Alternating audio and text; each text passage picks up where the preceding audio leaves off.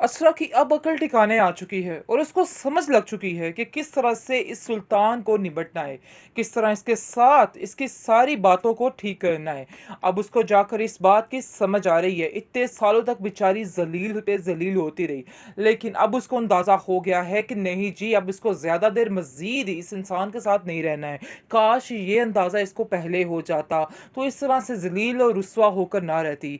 बेचारी को ज़लील कर दिया ज़माने भर पर इस सुल्तान ने, लेकिन सुल्तान फिर भी ठीक नहीं हुआ। मज़े की बात ये है कि अलीना ने भी इसको छोड़ दिया, क्योंकि अलीना को भी समझ आ चुकी है कि ये बंदा बिल्कुल ख़राब बंदा है और किसी एक के साथ सिंसियर है ही नहीं।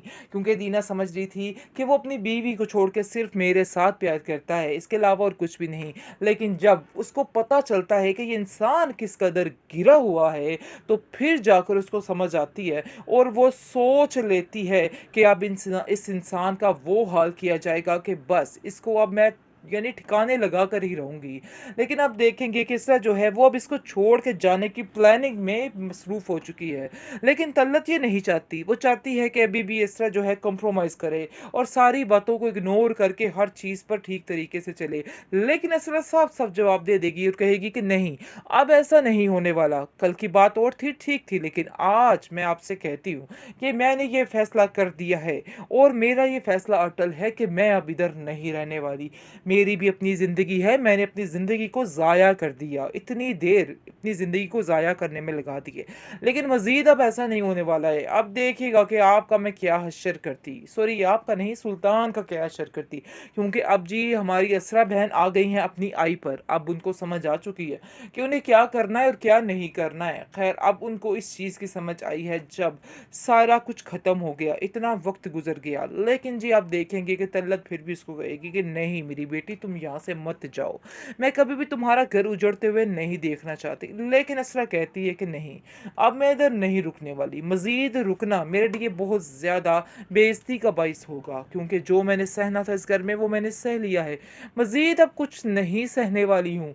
अब यहाँ से जाना चाहती हूँ और अपनी ज़िंदगी को सुकून से गुजारना चाहती हूँ, क्योंकि मैं समझ चुकी हूँ कि मैंने अपने वक्त को ज़ाया कर दिया। अपनी इज्जत को इस तरह से नीलाम करके मैंने बहुत ही गलत किया है।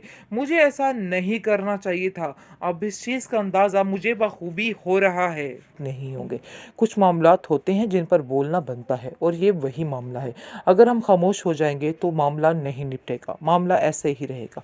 इसलिए बेहतर यही है कि जितनी जल्दी हो सके उससे ये बात क्लियर करनी चाहिए और उससे जाके पूछना चाहिए कि आखिर उसका मसला क्या है, वो क्या चाहता है और क्यों ये सब कुछ कर रहा है। जिस पर आप देखेंगे कि और मज़ीद उदास हो जाती है और कहती है कि मैं इस मामले को और तरीके से हैंडल करना चाहती हूँ, मैं नहीं चाहती कि कोई हंगामा हो या किसी को कुछ खबर हो। आगे से वो कहता है कि तुम क्या समझ रही हो कि किसी को कुछ खबर नहीं है? बाहर सारे जहान को पता है और हर कोई सुल्तान के बारे में बातें कर रहा है और हमें ताने कस रहा है। शायद तुम्हें इस चीज़ का अंदाज़ा नहीं है। अगर तुम्हें इस चीज़ का अंदाज़ा हो जाता तो तुम इस तरह की बात छुपाती ही ना, बल्कि इस पर कोई रिएक्शन करती ताकि कोई मसला हल हो सकता। लेकिन अब मज़ीद कोई भी बात मैं तुम्हारी नहीं सुनूंगा, तुम्हें मेरे साथ चलना होगा और मैं खुद अब इस मामले को हैंडल करूंगा। और बेहतर यही है कि तुम अब इस मामले से दूर रखो, तो दूर रहो और घर का कोई भी फ़र्द, मैं नहीं पसंद करूंगा कि अंदर कोई भी ऐसी बात करे जिससे मुझे मसला बने। आगे से वो कहती है कि ठीक है, अब मैं ये सारे मामलात आपके सपुर्द करती हूँ, मुझे यकीन है कि आप अच्छे तरीके से इसको हैंडल करेंगे।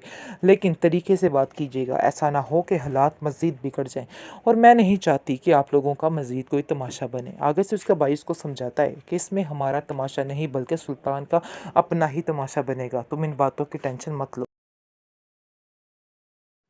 सरवत बेगम ने सुल्तान की ऐसी अकल ठिकाने लगाई है कि वो आगे से बात करने से पहले 10 दफ़ा तो सोचेगा कि उसे ये बात करनी चाहिए कि नहीं करनी चाहिए। उल्टा आकर वो असरा के बारे में इस तरह की बातें कर रहा था और बार बार इसरार को अंदर लेके आने की कोशिश कर रहा था, जिसकी वजह से उसकी माँ को काफ़ी ज़्यादा गुस्सा आ गया, क्योंकि वो हकीकत तो सारी जानती है कि आखिर किस पाँव बिक रही है, बाहर क्या हो रहा है क्या नहीं हो रहा। लेकिन वो लोग खामोश थे, इसका मतलब ये नहीं था कि उनकी खामोशी का नाजायज़ फ़ायदा उठाया जाता। लेकिन अब सरवत ने उसको ऐसी दो टोक बातें सुनाई है जिसकी वजह से उसकी अकल ठिकाने आ चुकी है और उसको पता चल चुका है कि आगे किस लहजे में और किस तरीके से और किस वक़्त क्या बात करनी है। और आप देखेंगे कि बहुत ज़्यादा गुस्से में आ जाता है सुल्तान और उसको समझ आ जाती है कि सारी लगाई बुझाई जो है वो असरा की है। इसलिए वो घर बड़े गुस्से से आके असरा को कहता है कि तुमने अपना जो काम करना था वो कर लिया है, जिस पर असरा काफ़ी हैरान और परेशान होती है, क्योंकि उसको तो इस चीज़ का इल्म ही नहीं होता कि आखिर क्या चल रहा है, इसकी कैसे जलालत हुई है और क्या हुआ क्या नहीं। वो किसी बात के बारे में कुछ नहीं जानती है, लेकिन वो समझ रहा होता है कि इसको हर बात का पता है, और उसको कहता है कि ज़्यादा नाटक करने की ज़रूरत नहीं है। मैं तुम्हारी ड्रामेबाजी को बड़े अच्छे तरीके से समझता हूँ, मुझे पता है कि तुम जो कह रही हो झूठ बोल रही हो।